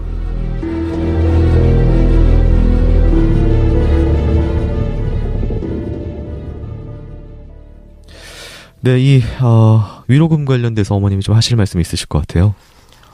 제가 SK 최태원 그 회장의 형사 재판에 가서 막 6시간, 7시간 마라톤 재판을 하는데 가서 며칠 동안을 가서 그 재판에 앉아서 방청을 했어요. 사실 다른 건으로 재판을 받고 있었었죠. 그 최태원 당시에. 형사 재판이죠. 네, 네. 그러니까 이 회사가 SK 계열 외사니까 최태원 회장이 형사 재판 받고 있는 게 저는 관심이 있어서 네. 그 재판에 참석을 했는데 그 SK 직원이 저를 옆에서 감시를 계속했고 또 재판에서 밖에서 나가서 얘기하자고 저를 계속 회유를 했었고 했는데 판사가 10분간 휴정을 한다고 하는데 제가 최태원 회장한테 대한송유관공사 인사과장 여직원 살인사건에 대해서 알고 있습니까? 이렇게 물어봤더니 네. 모른다고 대답을 하더라고요. 그래서 모르면 알아보고 빨리 해결을 하라 했더니 그 SK 부사장이면서 법무팀 팀장이 저한테 명함을 주면서 얘기를 하자 그래서 밖에 나와서 얘기를 했어요. 그리고 SK 본사에 가서 제가 이런 서류를 다 보여주면서 설명을 다 했고 네. 하니까 대한송유관공사하고 이제 연결을 시켜준 거예요. 네. 그래갖고 12차례를 만나면서 별별 얘기를 다 하고 저는 이제 좋은 의미로 얘기를 다 했죠. 이 사건을 빨리 해결해 달라는 얘기를 했는데 네. 회사에서는 책임질 의사가 전혀 없는 거예요. 네. 그러면서 마음이 조금 변했는지 위로금을 주겠다라는 얘기를 했어요. 그래서 그냥 줄 수는 없고 단서가 필요하다. 그래서 그럼 문서 작성해서 보내라 했더니 위로금이 합의서로 둔갑을 거죠. 해서 네. 거기 내용에 민형사상의 일단 소송 제기를 하지 않겠다. 소송 제기를 하지 않고 네. 언론에 인터뷰하지 않고 뭐 서적 출판하지 않고 뭐 제가 인터넷에 올렸던 거를 다 삭제하고 네. 이런 조건으로 1억을 주겠다고 해서 그러면 제가 그랬어요. 내가 네 딸 죽이고 1억 줄게. 이렇게 얘기를 했더니 그걸 갖고 온 직원이 머리를 뒤로 젖히면서 헉 하고 놀래더라고요. 네. 그러고는 아직까지 아무런 소식이 없어요. 지금까지. 네. 회사 측에서는 공식적으로 대응한 태도가 이때가 마지막이었군요, 그럼. 그렇죠. 어쨌든 인정을 한 거죠. 자기네 회사에 잘못이 있다는 거를 인정한 결과가 된 거죠. 그 합의서가. 합의서라는 거는 그런 거잖아요. 본인의 책임이 하나도 없었으면은 이제 뭐 이런 걸 굳이 할 필요가 없는데 했다라고 어머님은 거죠. 네, 생각을 하시고 계시고. 네. 자, 이제 판결이 나왔는데 사실 이 판결이 제일 뭐 어머님은 어떻게 보세요? 이 판결 마음에 드십니까? 아니면 하나도 마음에 안 드십니까? 저는 판결문을 읽을 줄도 몰랐잖아요. 그 내용을 이렇게 샅샅이 제가 이렇게 인지하기는 너무 힘들었고 네. 그런데 그 판결문 내용에서 처와 자식 있는 유부남이 미혼의 여직원을 교제하자고 요구하여 거부하자 범행을 저질렀다. 이거는 사적인 관계가 아닌 거죠. 네. 그리고 내연의 관계 치정 사건이 아닌 거라는 거는 명시가 되어 있다는 거를 그 판결문에 기재가 되어 있던 거였어요. 네, 그 의도로 생각을 네, 하시고. 그런데도 제가 너무 힘들었던 거는 네. 경찰이 수사 기록에 내연의 관계라고 도배를 해놓은 거하고 또 경찰들이 언론에 기자들한테 일부러 의도적으로 브리핑 자료하고 공조수사 보고서를 기자들한테 배포를 해서 네. 이렇게 치정사건인 것처럼 언론에 보도가 됐던 게 너무 네. 저는 가슴이 아팠던 거예요. 네, 사실 수사 중이었고 초반에 아직 뭐 밝혀진 꼭꼭 네, 없이 아무것도 몰랐을 때였고. 네, 가해자의 진술만을 가지고 치정이라고 그냥 언론에 다 그렇죠. 발표를 했다. 그리고 저희 딸은 목숨을 잃고 또 이렇게 명예까지 더럽혀지고 네. 저는 그거를 못 견뎌한 거죠. 그래서 지금까지 온 거였고 저는 경찰이 수사 잘못했다는 자백 받아낸 것도 중요하고 네. 그리고 살인자 인사과장이 감사하세요라는 쪽지를 그거를 형사법정에 제출한 것도 제가 국가수 감정하고 사설 감정을 해서 그게 본인 자필이라는 걸 밝혀내고 근로복지공단 성남지사에 산재 신청을 했는데 업무와 관련이 없는 사적인 관계여서 산재 부지급을 했는데 어머님 자기네는 고생 많이 하셨겠네요. 이렇게 얘기를 하면서 자기네는 도와줄 수 있는 게 없다. 재심을 해라. 이렇게 얘기를 해요. 네. 재판하는 게 인터넷 게임하는 건 줄 아냐. 네. 어떻게 그렇게 무책임한 대답을 하냐 이랬더니 저를 업무방해로 112 신고를 해서 저를 뒤로 수갑을 채워서 유치장에 11시간 감금당하고 답답한 일이죠. 좀 세상이 많이 원망스러우셨겠어요. 아무도 지금 뭐 이걸 도와줘야 될 사람들은 도와주지 않고 오히려 어머님 힘으로 지금 다 헤쳐나오신 거잖아요. 네. 누가 지금 제일 원망스러우신 건가요? 대한송유관공사죠. 지금 벌써 12년 하고도 6개월이 돼 오네요. 며칠 있으면 6개월인 거네. 꽉 네. 차게. 저는 이게 사실은 어머님을 뵙고 여러 번 뵙고 통화하고 저는 그랬었잖아요, 사전에. 근데 그러면서 이제 어머님이 지금의 어머님이 되신 것 같이 느껴졌어요. 그러니까 어머님은 이렇게 싸울 수밖에 없는 전사로 만든 어머님 혼자서 싸울 수밖에 없도록 내모은 사법체계, 변호사들, 회사, 근로복지공단 모두 이하 모든 어떤 그런 조직들이 어머님이 이렇게 나서지 않도록 해야 되는데 어머님이 이렇게 강하게 변할 수밖에 없게 그들이 이렇게 만든 것 같아서 굉장히 마음이 아프더라고요. 그 사람들이 저를 도와줘야 될 사람인데 네. 저를 네. 또 이렇게 힘들게 만들어 놓은 거죠. 네. 그게 어이가 없는 거고. 그래서 그 부분이 저는 제일 또 어머님을 보면은 안타깝게 느껴졌던 부분이 옆에서 그냥 지켜보면서. 그렇죠. 네. 네. 알겠습니다. 이렇게 시스템이 굉장히, 이건 누구에게나 벌어질 수 있는, 일인 것 같습니다. 네. 사건을 좀 정리를 하도록 하겠습니다. 네. 이런 부분하고 좀 정리를 해서 이 사건을 좀 전체적으로 좀 정리를 해 주시죠. 이런 사건을 볼 때 사실 굉장히 답답한 겁니다. 그러니까, 옛날에 이제 뭐 재심이라는 영화도 있고 아니면 네. 예전에 여러 가지 이런 사건이 있어요. 처음에 이 경찰이나 아니면 초기 진술 단계에서 굉장히 황당한 글자가 터지는데, 그러니까 네. 붙여지는데 그게 우리 보통 상식으로는 위로 올라가면은 이게 수정될 거라고 생각하잖아요. 정정될 거라고 생각하잖아요. 근데 수사기관, 사법기관, 권력기관에서는 절대 그렇게 안 합니다. 그러니까 처음에 경찰이 내용관계라고 해서 그러면 내용관 아니야라고 하니까 바꿀 거라고 생각하잖아요. 근데 검찰 단계에서 바꿀 거 저 안 맡겨요. 또 검찰에서 이걸 부정했다 해서 판결 단계에서 그걸 안 바뀌어요. 네. 왜 그러냐면 이건 역으로 봐야 되는 거예요. 왜 이 왁구, 이거 일본말 써서 죄송합니다. 네네. 왜 누군가가 이 왁구를 짜는 것 자체가 사실은 문제였던 거예요. 최초에. 네, 최초에. 네. 왜냐하면 이거는 이 왁구는 치정의의 살인이 되기를 누군가가 바랬던 거고, 그래서 그것을 벗어나려고 했던 어떤 경찰이 이건 일반 치정 사건 아닌데? 라고 해도 뒤로 넘어가면 아닌 거예요. 다시 또 치정이 되는 거고. 그러니까 누군가가 계속 그런 힘을 작용을 이러는 거죠. 한국의 어떤 수사 시스템과 사법 시스템 중에 가장 민낯이 이런 사건이에요. 네. 무엇인가 가장 정의를 찾을 것 같지만은 실제로 사람들을 만나보면은 검사든 경찰이든 소위 이른바 자기가 자기 스스로 유명하다고는 인권 변호사라고 하는 그런 인간들도 어떤 또 하나의 판사 출신의 변호사들도 보면은 저 새끼들은 다 한 통속이구나. 같은 밥그릇을 같이 처먹고 있구나. 라는 생각이 드는 것은 네. 어머님만의 느낌은 아닐 거예요. 보통 사람들이 느끼는 느낌일 거예요. 저도 그렇게 느껴요. 네. 그냥 참 갑갑한 부분들이죠. 이건 시스템이 바뀌지 않는 한 이거는 바뀌지 않아요. 그래서 참 이런 사건이 참 답답한 부분이 많습니다.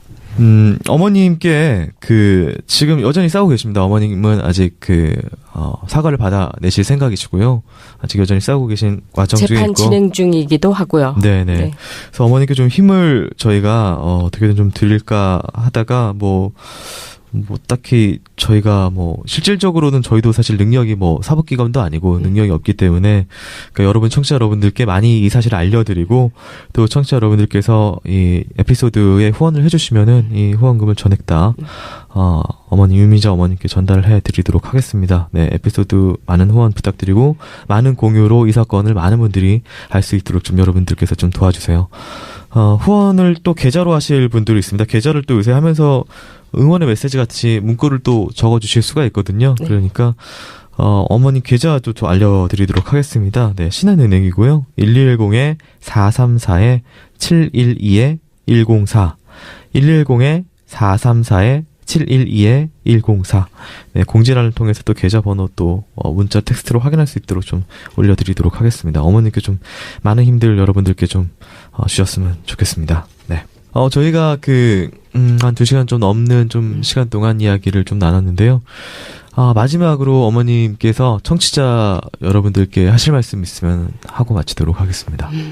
저는 대한송유관공사에서 저희 딸하고 저희 가족한테 정중한 사죄하고 책임을 묻겠다고 빨리 연락이 왔으면 좋겠어요. 그래야 이 사건이 끝나고 저도 그냥 정상적인 생활로 돌아가고 싶고 또 이런 사건이 많이 알려져서 저희 딸 같은 피해자가 더 이상 생기지 않았으면 하고 그게 제일 큰 바람이었고 그런 걸 알려서 저 같은 피해자가 없게 하기 위해서 제가 여태껏 포기를 안 하고 지금까지 왔어요. 네, 어머님이 버텨오신 그 지난한 세월이 사실은 버틴 사람이 아니면은 그게 아무도 감히 상상이 안 될 것 같긴 합니다. 그래서 어머님 버텨오신 것만으로도 저는 일단 어머니가 얼만큼 따님을 사랑했는지가 느껴지고요. 네. 제 인생의 전부였고, 저희 집에 그냥 희망이었고, 저희 친척들도 너무너무 자랑스러워했고, 그랬던 애여서, 지금도 그냥 옆에 있는 것 같고, 퇴근해서 집에 올 것 같고, 아직도 그래요. 네. 네. 여러분들께서 어머니 마음이 좀, 느껴지셨으리라 생각이 듭니다. 네. 이 방송 또 다시 한번 거듭 많은 분들께, 공유 좀 부탁드리도록 하겠습니다. 일단 방송은 여기서 마치도록 할게요, 어머니. 네. 네. 네. 고맙습니다. 네. 끝까지 힘내겠습니다. 네. 감사합니다. 청취자 여러분들, 감사합니다. 프로파일러 배상훈 교수가 분석하는 사건 이야기. 크라임.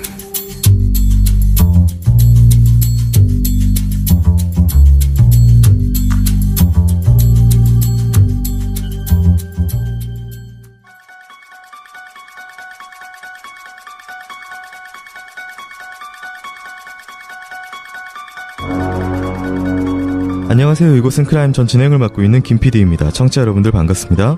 날카롭고 정확한 분석으로 대한민국의 정의를 세우고 계시는 대한민국 1호 프로파일러 배상훈 교수님을 모십니다. 안녕하세요. 배상훈 교수입니다. 반갑습니다. 예, 교수님 반갑습니다. 네. 네. 저희가 시작 전에요. 지금 그 성신맹아원 사건의 청원 때문에 저희가 지금 그 김은순 전 사무국장님, 청주교단의 김은순 전 사무국장님과 잠시 전화 연결을 통해서 지금 대법원 판결 이후에 저희가 할 수 있는 방법에 대해서 좀 이야기를 나눠보도록 하겠습니다. 네. 네, 안녕하세요. 예, 안녕하세요. 저는 청주에 살고 있는 그냥 평범한 시민 김은순이에요. 네. 그리고 이제 천주교 신자고요. 세례명은 프란치스카라고 해요. 네. 이 천주교구의 정의평화위원회, 이게 네네. 어떤 단체고 어떤 일을 하는 건가요? 예, 정의평화위원회를 정의구현 사제단하고 이렇게 혼돈하시는 분들이 있는데요. 네. 저희 정의평화위원회는 교황청 직속 기구고 각 나라별로 주교회의 정의평화위원회가 있어요. 네. 어쨌든 정의평화위원회는 말 그대로 그 설립한 목적이 사회 전반적인 사회, 정치, 경제, 문화 이런 모든 분야에 있어서 인간의 존엄성과 또 정의와 평화를 실현하는 데 그 목적이 있다 보니까 구원의 길에 있는 인간을 돕는 어떤 그런 일을 하고 있죠. 네. 근데 이거를 그만두셨다고요? 어떤 일 때문에 그만두셨나요? 올해 4월 달에 저희 지역에서 부활 전에 사제 폭행 사건이 있었는데요. 네. 물론 피해자와 쌍방 과실은 있었지만 사제가 어쨌든 과음을 하고 일반인을 무차별하게 폭행한 결과 네. 피해자가 이제 평생 장애를 입고 살아가야 되는 좀 안타까운 처지에 네. 이렇게 놓이게 되었었는데 사제는 구속되지 않았고 형사처벌도 받지를 않았어요. 네. 그러니까 합의금 1,000만 원으로다가 이제 보상으로서 이렇게 마무리된 것 같은데요. 어쨌든 저는 또 이런 직책을 갖고 있다 보니까 시민들의 원성, 이런 항의 전화를 참 많이 받았는데 그런 정평이 차원에서 사무처에 면담을 요청했는데 이렇게 거절을 당했어요. 네. 그래서 아무래도 이게 지역 신문과 지역 TV 뉴스까지 이렇게 보도됐는데도 교구가 사과하지 않는 그런 모습에 시민들께서도 화가 많이 났었고, 그래서 이제 주교님 계시는 교구청에 가서 1인 시위를 한다고 이렇게 하니까 위원장 신부님께서 1인 시위하려면 사무국장직 내려놓고 했으면 좋겠다고 해서 그냥 그때 내려놨죠. 그리고 이제 이 과정에서 아마 이 과정인지 제가 정확하게 그때 인터뷰했을 때가 기억이 안 나는데 가만히 있어라라고 한 내용은 뭔가요? 뭐 밝힐 수밖에 없을 것 같은데요. 네. 제가 그때 당시 광화문에서 길거리 미사 9년간을 마지막으로 하는 날, 이름만 대면 알만한 신부님인데 밝히지는 않겠어요. 네. 저를 따로 미사 전에 부르시더니 혹시나 제가 시민사회 대책위를 꾸리려고 염려해둬서 그런지는 모르겠으나 이제 그만하라. 소액글 하나 올린 것뿐인데 이제 그만하라는 그 말을 듣고 참 많이 화가 났었어요. 그러니까 내부의 잘못된 부분을 좀 알리려고 하는데 이제 그만해라. 네네. 이번 또 주의 사건과도 관련해서 또 네. 그런 거를 또 다른 표현으로 문자로 또 받기는 했는데 네. 교회 이치부는 드러내면 안 된다가 보편적인 정서 같아요. 사제나 신자나. 네. 그리고 이제 이런 행위를 하려고 하니까 행위를 하지 말고 기도를 열심히 해라. 기도를 열심히 하면 해결될 거다라는 말씀도. 네, 그런 사제도 있었어요. 네. 타 본당 사제가 저를 알아보시더니 그 유명한 정평이 자매 네. 무조건 기도하면 해결된다고 하는 사제분도 계셨고요. 네. 그래서 지금 말씀 나온 김에 이 성신맹화원이 지금 최근에 대법원에서 결국은 네네. 이제 그 성신맹화원 측에 손을 들어준 판결이 나왔는데요. 네네. 네. 지금 이거에 대해서 좀 교구 내의 분위기나 아니면 그 전후 해가지고 어떤 상황. 했을 수 있다는 얘기예요. 네. 그러니까 이런 거죠. 사이버 수사팀의 경장, 경사 이런 애들이 지 모가지가 달릴 수도 있는 거를 네네. 그냥 몰라서 무식해서 이렇게라고 하는 것은 말이 안 된다는 거죠. 네. 그러면은 검사나 아니면은 다른 쪽에서 야 이거 내가 책임질게 그냥 올려라고 했다고 하면 말이 되는 거죠. 네. 이건 증거가 없어요. 그렇지만은 이랬다는 증거는 없어요. 근데 나도 수사를 해본 사람 입장에서 사이버 수사팀의 팀원의 입장에서 네. 지가 뭘 이렇게 올렸다. 이건 우리나라 십몇만의 경찰들한테 다 물어봐도 그런 바보는 없어요. 그게 아니라 다른 어떤 것이 있어야 된다는 것을 전제를 하는 거고. 그리고 제가 이제 그 윤 검사를 찾아가서 만나서 싸이월드가 메일 보내는 거냐 이렇게 물어보니까 단추로 웃을 이렇게 헤치면서 네. 나 옷 벗을 각오됐으니까 맘대로 해봐 이러고 저한테 굉장히 되들었어요. 의미 있는 말을 했네요. 네. 선생님 저 이거는 사실은 제가 알았습니다. 몰랐습니다라고 대답을 해야 될 그 질문을 내가 옷 벗을 각오가 돼 있다라는 뜬금없는 대답을 합니다. 옷 벗을 각오라고 하는 것은 흔히 말하는 이 사건의 본인이 생각하기 이 사건의 중요도를 얘기를 하는 거겠죠. 그 중요도가 무엇을 의미하는지는 모르겠지만은 네. 일반 검사가 보통 이런 사건 같은 경우는 그런 거 잘 안 봐요. 계장들이 보고 네네. 이게 이제 확인만 하지. 자기가 그렇게까지 감정을 표현할 것은 글쎄요. 왜 그 양반이 그랬는지 모르겠지만은 네. 어쨌든 이런 거죠. 이게 메일이 아니죠. 이건 내가 증거를 잘못 올린 겁니다. 네. 그렇게 얘기를 했어요. 그럼 다른 쪽으로 기소를 하겠습니다. 이렇게 얘기가 맞는 거지. 네. 그리고 변호사들이 증거를 조작을 한다고 충격받으셨다고 어머니 말씀하시지만 저는 변호사들 증거 조작하는 거 많이 봤어요. 제가 그랬잖아요. 양아치들 많다고. 예. 왜냐면 이런 거예요. 변호사들이 증거를 조작해서 제출을 하잖아요. 네. 이제 그러면 판사가 야 이 새끼야 그거 조작한 거잖아 라고 그러면 니네들 똑바로 못해? 거의 그 정도까지 분위기입니까? 그러니까 예를 들면 네네네. 판사가 네. 했는데 사실은 그러면 안 되죠. 네. 뭐냐면 너 그럼 변호사 면허 취소시킨다. 큰 죄일 것 같은데. 그렇죠. 네. 그렇죠. 그럼 변호사 그거를 누가 해야 되죠? 검사나 네. 가 또 수사를 해야 되잖아요. 네. 걔네들은 그 복잡한 일을 안 해요. 다 같은 밥그릇을 먹는 애들이기 때문에 일을 벌리기 싫어서 이런 부분은 그냥 넘어갈 수 있는 거죠. 넘어갈 수 있고 그런 동기가 있다. 왜냐하면 네. 조작위에서 안 받아들이면 그만이고 네. 받아들이면은 좋고.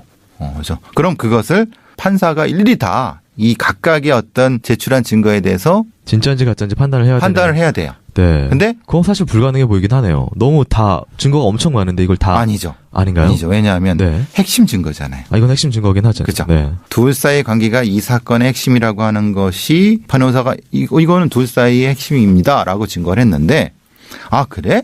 그럼 이게 실제로 피해자의 실적이 맞나? 확인을 해볼까? 확인서 있어? 라고 나와야 되는 거죠, 판사는. 네. 그렇지 않아요? 네. 국가서의 필적 감정 가져오세요. 아니면 사설 감정 가져오세요라고 했어야지 맞는 네. 건데 그걸 안 했다는 거잖아요. 그렇죠.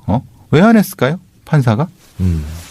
이 사건 재판 자체가 굉장히 다 이상한 거는 이런 거예요. 네. 되게 당연한 건데도 안 해요. 그리고 변호사는 흔히 말하는 이 증거를 이상하게 해고 검사는 굉장히 화를 내고 경찰은 수사를 엉망으로 하고 이건 뭔가 다 이상하네요. 다 이상하죠. 전체가 다 이상하네요. 저 그리고 검찰청에서 네. 저희 둘째를 진술 받으라고 연락이 와가지고 네. 저를 부른 게 아니라 저희 딸을 불렀어요. 둘째를. 네. 그래갖고 저하고 남편하고 딸하고 이제 같이 원주 검찰청에 검사실에 들어갔어요. 그랬더니 이 당시 수사 검사가 어쨌든 경찰도 수사를 엉터리로 했지만 검사도 중요한 거잖아요. 기소를 하나 안 하나 이런 것 중요한데 네. 이 검사가 저한테 저는 어쨌든 그런 검찰청 같은 데를 처음 가니까 너무 아무것도 모르고 떨리고 그러고 갔는데 그 검찰이 저한테 한 얘기가 너무 어이가 없었어요. 가해자 가족도 어떻게 보면 피해자다. 이렇게 말을 해갖고 이게 도대체 무슨 말인가. 너무 어이가 없었고. 네. 또 인사과장 이이 FM처럼 일을 잘하는 사람이었다. 또 살인자를 칭찬하는 말을 했고. 네. 그러고 또 하는 말이 볼에 키스 정도밖에 하지 않았다고 그러더라. 이거 성희롱이 이상구 변호사라고 저희가 지칭하고 있는 변호사가 먼저 사이버 공간상에서 뭔가 연설을 보냈다라고 하는 부분하고 그다음에 직접 그 수기로 썼다고 하면 감사해요라고 하는 이 내용에 이걸 보냈는데 어머님이 이걸 보다가 딸의 글씨가 아니었다라고 느끼셨다고요. 네. 이거는 제가 2005년도 11월 2일 날 경찰이 수사를 잘못했다는 자백을 하고 제가 자인서까지 받았고요. 네. 그러고 제가 이거는 2005년도였고 지금 이 변호사가 감사하세요라고 이렇게 적은 쪽지를 네. 법정에 제출하는 거는 2심 재판에 네. 저는 이 사건이 일어나고 5개월 만에 경찰이 수사 잘못했다는 자백을 다 받아냈는데 네. 그 다음 해에 이 변호사는 경찰이 수사를 잘못했다는 자백을 하고 저한테 자인서를 쓰고 저한테 메일 보낸 거를 모르고 있는 상황에서 네. 이 사건을 내연 사건인 것처럼 치정 사건인 것처럼 종지부를 찍으려고 네. 이런 감사하세요라고 쓴 메모지를 2심 법정에 제출을 한 거죠. 그러니까 자기 손으로 증거를 조작해서 법정에 제출을 했네요. 그걸 이재구 변호사가 시켰겠죠.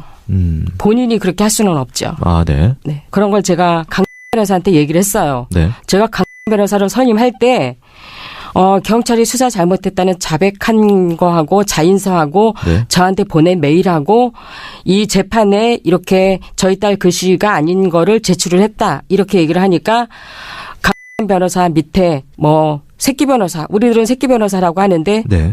옵서 변호사가 임신 7개월 중이었는데 하는 말이 이거 나도 변호사지만 이거 나쁜 새끼네? 이거 사문서 위조네? 이렇게 얘기를 했어요. 네. 그래서 저는 사문서 위조가 공문서 위조인가 그런 것도 잘 모를 때였잖아요. 그래서 그러면 고소장을 써달라 네. 라고 했는데 안 써주고 차일피일 미루기만 하고 기다려봐라 생각해보겠다는 얘기만 하고 그래서 제가 법무사에 가서 30만 원을 주고 고소장을 써서 제출을 쓰셨어요. 해서 네. 서초 경찰서에서 원본을 갖고 오라고 해서 국가서에서 감정을 해서 이게 제 딸 글씨가 아니라는 것이 판명이 됐고 네. 저는 그때 이라는 사람을 알 수가 없을 때였으니까 모르니까 네. 네, 얼굴도 모르니까 네. 그러다가 제가 재산관계 명시 신청이라는 거를 했을 때 자필로 쓴 그 편지 봉투에 있는 글씨하고를 네. 보는 순간 그 감사하세요 글씨하고 일치가 딱 되는 거예요. 매치가. 네. 그래서 그거를 제가 사설 감정을 했더니 인사과장 이의 자필이라는 거를 밝혀낸 거죠. 네. 그 앞에서 저희가 정확하게 그 청취자분들께 전달이 안 됐을 것 같아서 하나 좀 짚고 넘어가야 될 네. 부분은 경찰이 수사를 잘못했다라고 스스로 인정한 부분은 어떤 부분이었냐면은 이 인터넷상으로 메일을 보냈다고 하는 부분. 네. 이것이 사실은 싸이월드의 글을 메일이라고 얘기를 했다고요. 네. 그러니까 좀 우리가 메일이라고 하면 상대방의 계정으로 이제 보내야 되는 글인데 네. 남들이 다 볼 수 있는 어떤 그 싸이월드에 그 따님이 시를 좋아하셔가지고 네. 식구를 좀 많이 평소에 적어서 네. 올리셨고 네. 그 식구 중에서 좀 어떤 이런 관계되어 보이는 내용의 식구를 따가지고 네. 메일을 보냈다라고 경찰이 네, 지능수사팀이 네. 그것을 증거로 올렸다가 나중에 어머니께서 이야기를 그 하셔가지고 그 인정을 했다. 자신들이 그거를 잘못했다라고. 네. 그러니까 처음부터 끝까지가 다 잘못인 거예요. 관할구역 위반에다가 내연의 관계가 아닌데도 자기네가 8개월, 9개월, 10개월 이렇게 만들어 놓고 네. 싸이월드에 올려놓은 시를 갖다 메일을 보냈다고 이렇게 한 거는 내연의 관계로 만들고 싶어서 치정 사건을 만들고 싶어서 그렇게 꾸며낸 거를 그 이제 자백을 한 거죠. 선생님 이 지능 수사팀 여기는 그 어느 정도 컴퓨터나 이쪽에 관계가 있는 사람을 배치를 하나요? 아니면은 문외한을 배치를 하나요? 사이버 수사팀이요? 네, 사이버 수사팀이요. 사이버 수사팀은 당연히 컴퓨터 아는 애들을 해겠죠. 전문가죠. 네. 전문가가 근데 싸이와 메일의 차이를 몰랐다. 아니죠. 그건 모를 수가 없는 거고. 네. 그럼 일부러 그랬다. 일부러 했는데 일부러를 이제 문제는 네. 당연히 일부러 그런 건 맞는데 네. 문제는 일부러를 자기 혼자 했을까 아니면 누가 이제 명령을 받고 했을까의 문제예요. 그러니까 이거 내가 몰라서 내가 무식해서 이게 게시글인지 메일인지 몰랐다고 하는 건 그건 등신이고 그게 아니라 사이버 수사팀에 있는 애가 이랬을 수 있죠. 자기 이게 메일인지 게시글인지 모르겠어요. 근데 위에서 쪼니까 야 네. 뭐라도 만들어봐. 그러면 이걸 이렇게 할까요? 라고 하셨거든요. 그러니까 부모님들 역시 지금 물론 힘이 많이 빠지셨겠지만 여전히 포기하지 않고 계시기 때문에 또 많은 분들께서 이 사건 같이 또 끝까지 이 청원에 힘을 보태서 힘을 모아주셨으면 하는 전 개인적인 바람이네요. 네네. 네네. 알겠습니다. 선생님 너무 감사합니다. 네, 이렇게 항상 몸담았던 곳에서 어떻게 보면은 몸을 돌리고 나와서 이렇게 하기가 사실은 쉽지 않잖아요.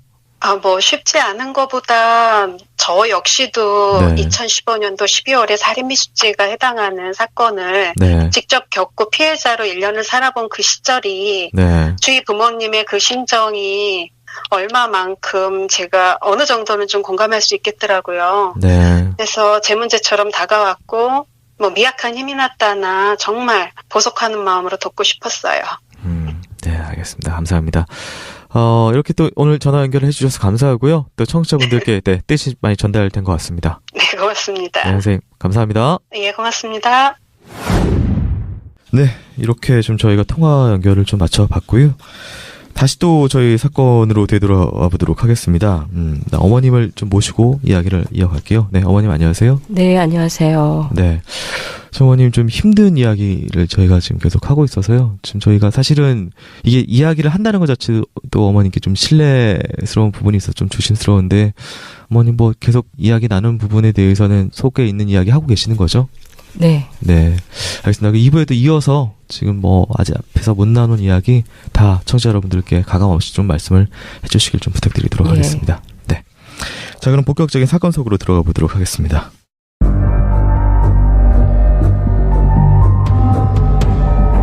프로파일러의 날카로운 범죄 분석. 배상훈의 범죄 분석.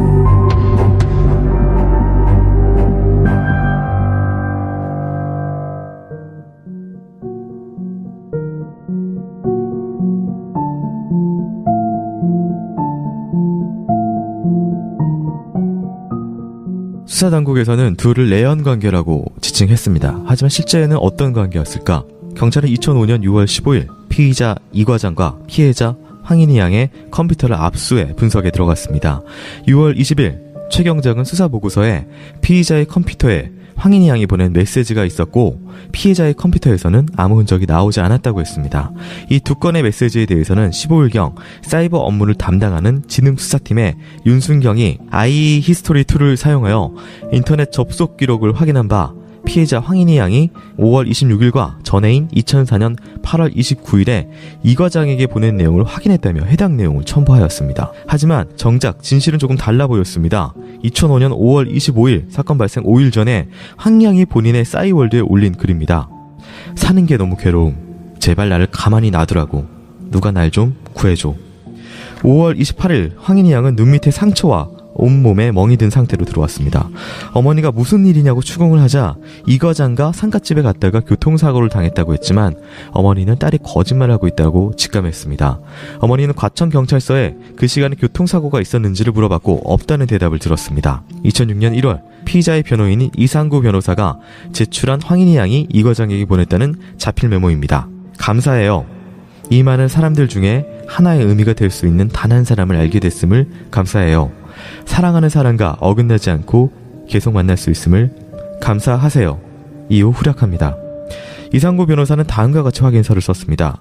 공판 기일 며칠 전 피의자 모친이 피의자의 지갑에 여러 번 접어서 깊숙이 집어넣어 있는 쪽지를 발견했다고 하면서 저에게 가져다 주었습니다. 어머니는 도무지 딸의 글씨가 아닌 편지가 딸이 전한 연서처럼 법정에서 다뤄지는 것이 답답했습니다. 그러던 어느 날 문득 이상구 변호인이 쓴 피의자 재산 목록 문서를 보다가 낯익은 글씨체가 보였습니다. 피의자의 주소를 수기로 쓴 글씨체를 보고 번뜩 이상구 변호사가 제출한 황인희 양의 메모를 다시 보았습니다. 글씨가 너무 똑같았습니다. 갑자기 소름이 돋았다고 했습니다. 어머니는 직접 사설 감정가에게 서류를 주고 감정을 맡겼습니다. 결과는 동일인에 의한 필적.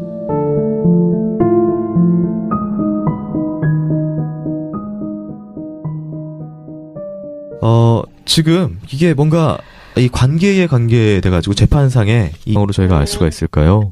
청주성심 맹아원 사건 전에는 전혀 몰랐고요. 네. 제가 정평이 사무국장직을 하고 있었을 그 시절인데 그것이 알고 싶다 올해 8월 달에 방송 네. 나가고 나서 일반인들한테 좀 많이 알려졌어요. 그전에는 네. 이 사건이 지역 신문에도 조금 소개가 됐고 뉴스에도 한 번, 두 번 나갔던 거로 아는데 저 역시도 몰랐고 많은 분들이 몰랐어요. 네. 오히려 그것이 알고 싶다 방송 보고 그 방송을 보신 분들이 의외로 또 많이 있더라고요. 그런데 이제 이 사건을 알게 된 후의 분위기도 뭐 역시 다를 거 없고요. 말 그대로. 네, 조용히 있어라, 아닙니까? 예. 어쨌든 제가 그래서 정말 부모님께 속죄하는 마음 또 교회에 저항하는 마음으로 택할 수 있었던 게 1인 시위였는데 네. 1인 시위를 하면서 지켜본 저의 모습 또 이게 카톨릭 프레스나 지역신문에 나갔거든요. 제가 1인 시위하는 기사가. 네. 그거를 본 한 사제가 9년 전 교리신학원에서 만나서 지금까지 그 신부님을 돕고 따랐던 신부님이 네. 교회에 부모 형제 자식의 치부를 동네방네 떠들어대는 자가 어디 있느냐고 이렇게 문자를 보내오셔서 참 마음이 굉장히 아팠었는데 네. 또 이런 뭐 지금 제가 청원을 했는데 그 청원글을 갖다가 어떤 타본당 신부님한테 네. 보내드리니까 어떤 본당 형제가 역시 그 신부님마저도 네. 이제 소위 말하면 안 좋은 이런 거를 들쑤셔거려 놓는 제가 적그리스도처럼 네. 적그리스도라는 표현까지 나왔나요? 아니 직접적인 건 아닌데 네. 이건 제 표현이고요. 야, 네네. 그런 식으로 약간 몰아붙였다. 네. 교회를 갖다가 파괴하는 자로 네. 그렇게 해서 옥신각신 싸웠다는 말도 이제 어제 들었는데요. 네, 방금 말씀 나오신 그 청원을 많은 분들께서 아직 모르고 계실 것 같아요. 무슨 청원이 어떻게 진행 중인지. 예, 대법원 판결 끝나고 나서 주위 어머님이 제가 같이 있었는데요. 정말 실신하면서 오열을 하셨는데 어머님 말씀이 제 가슴에 잊혀지지가 않아요. 네. 힘이 없어서 법에 호소했는데 이제 어디다가 하소연하냐고 참 울으셨는데 부모님이 포기하지 않는다면 할 수 있는 모든 것 동원해가지고 저 역시 힘이 되어드리고 싶었는데 네. 저 역시도 마음이 좀 추스릴 그런 시간이 필요했고 11월 22일 날 청와대에 청원을 넣었어요. 네. 그게 20만 명 정도 청원 서명이 이루어지면 청와대에서 직접 조사를 할 수 있는 어떤 기회가 된다고 그래서 네. 할 수 있는 게 지금은 어떻게 없어요. 재심을 청구해 보려고 해도 네. 지금 현실에서 쉽지가 네. 않고 재심이 힘드니까요. 예, 네. 너무 힘드니까 개인이 또 그거를 하기가 네. 여러 조건들이 그래서 제가 할 수 있는 건 이런 거라도 해서 좀 알려서 더 많은 사람들이 청원이 이루어져서 정말 이렇게 피해 보시는 분들이 없도록 하고 싶은 그런 바람입니다. 네, 청원을 할 수 있는 방법을 이제 저희가 링크도 올리겠지만 네, 이제 검색어를 뭘 입력하면 어디로 들어가서 가능할까요? 예, 충주 성심 맹아원 네. 또 충주 성심 맹아학교만 치면 바로 네. 연결이 돼요. 네, 검색에 나오니까 그걸 타고 들어가서 네, 네네. 청원에 힘을 보태주시면 된다.